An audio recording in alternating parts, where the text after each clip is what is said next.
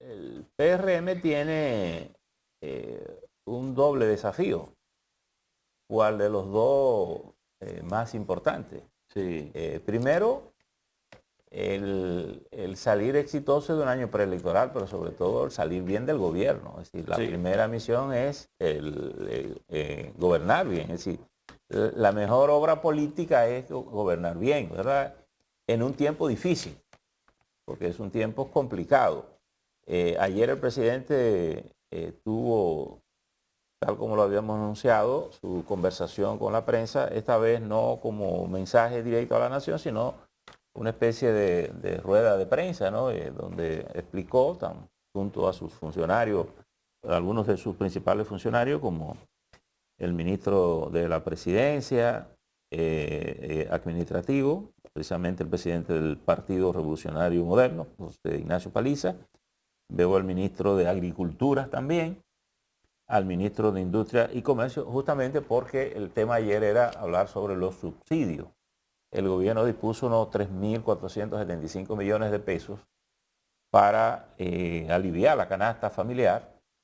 Y además, y como dicen que la tambora le dan bien cuando suena con las dos manos, por el otro lado el gobierno ha estado presentando un proyecto de dinamización o de modernización o de procura de incrementar sus ingresos a través del sistema de la Dirección General de Impuestos Internos. Es decir, tratando de que la facturación electrónica, las personas paguen más impuestos, sean más efectivos. Sin embargo, y como hemos estado bregando con el factor externo, que es la que de hecho se le ha llamado la inflación importada, ¿verdad? En algunos sectores.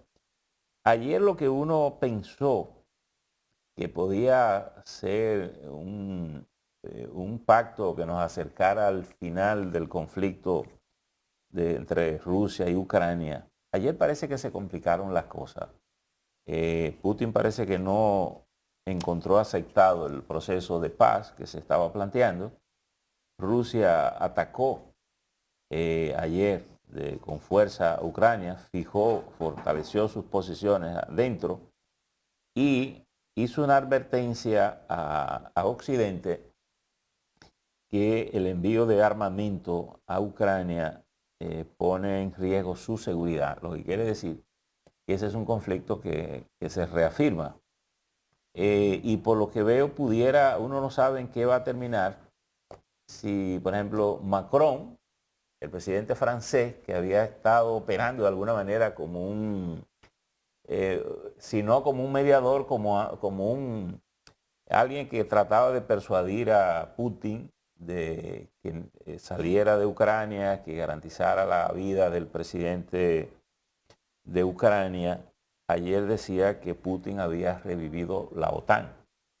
Lo que quiere decir que si la OTAN está revivida, pues hay aires de guerra, ¿verdad? sí. Un poco lo que se Hay aires de proyecta. guerra, pero los líderes políticos, tanto de Rusia como de Occidente, especialmente Estados Unidos, están tratando mal el asunto diplomáticamente. Por ejemplo, hoy hay una conferencia entre el presidente de China, Xi Jinping, y el presidente de Estados Unidos. No han dicho la hora ni los temas a tratar, pero se supone que es lo de la guerra. Ahora, que es la segunda o la tercera pero de antemano, Estados Unidos anoche mismo anuncia el secretario de Estado norteamericano 800 millones de dólares. no los 800 millones de dólares, no, que van a hablar con China y que si China no se adhiere al boicot internacional, ellos van a tomar sanciones contra China. Oye, pero si tú estás buscando un aliado para resolver un problema, no me estés amenazando antes de la conferencia.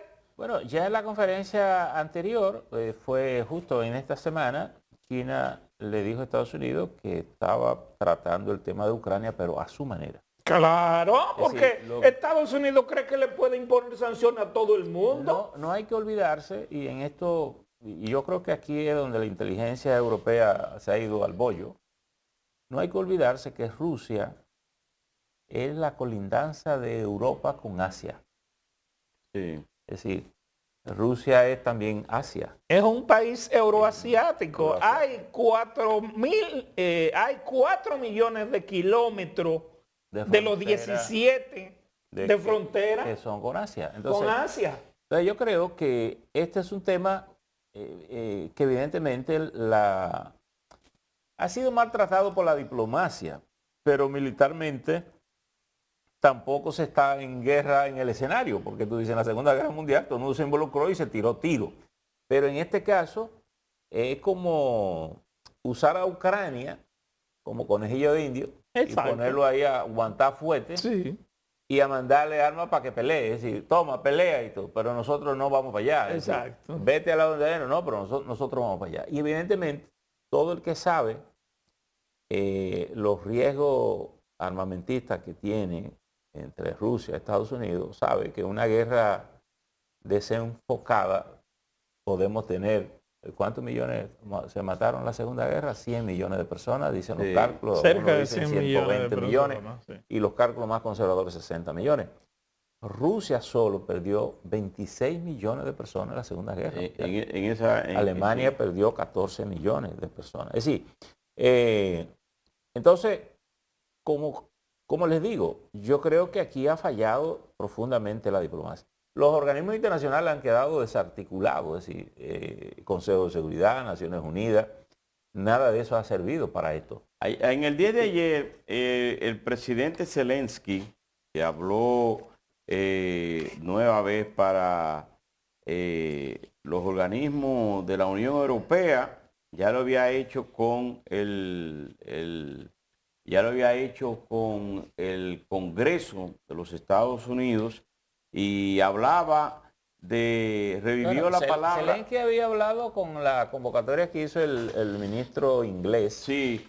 Habló en la Cámara de los Lores y habló en el Congreso norteamericano. Y él habló utilizó de nuevo la palabra de holocausto.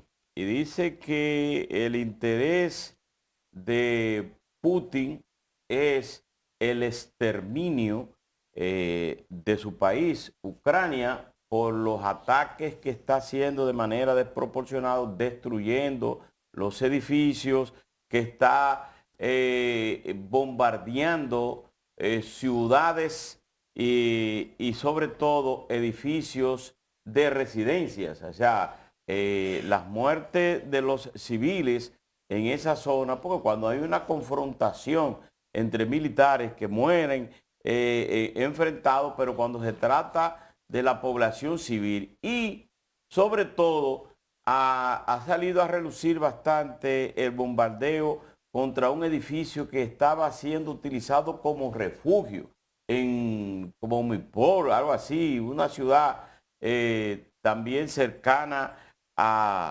muy alejado de donde están los conflictos, que son las ciudades en los alrededores de Kiev, y eso ha provocado muchas críticas porque son refugiados.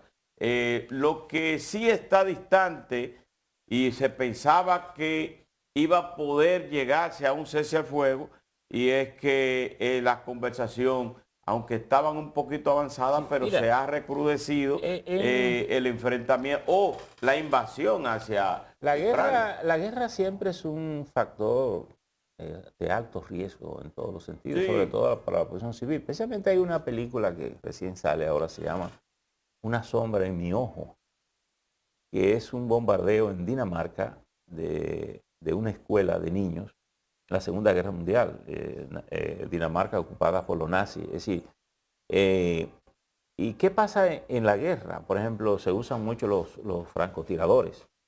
En el orden militar, un edificio no es un objetivo de guerra en principio, pero si de ese edificio tú montas francotiradores y están tirando de ahí, ese edificio entra dentro de la estrategia militar. Sí. Es decir, eso es una cosa de simple lógica. Es decir, si desde ese edificio están disparando, y aquí ocurrió mucho en la intervención del 65, algunos francotiradores que se colocaban aquí, pues ese edificio se constituía en un objetivo militar, porque desde ahí había agresión contra el ejército.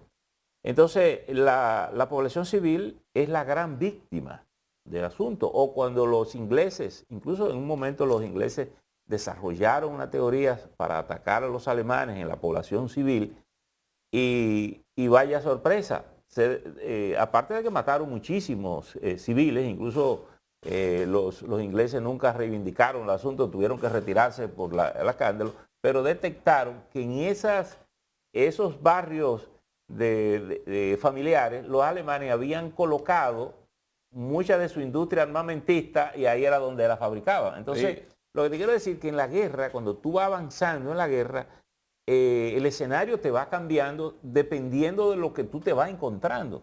Por eso la población civil es la gran víctima aquí. O porque muere o porque tiene que salir a ser refugiada. No, solamente en Polonia hay 1.9 millones de ucranianos que salieron y habrá más alrededores.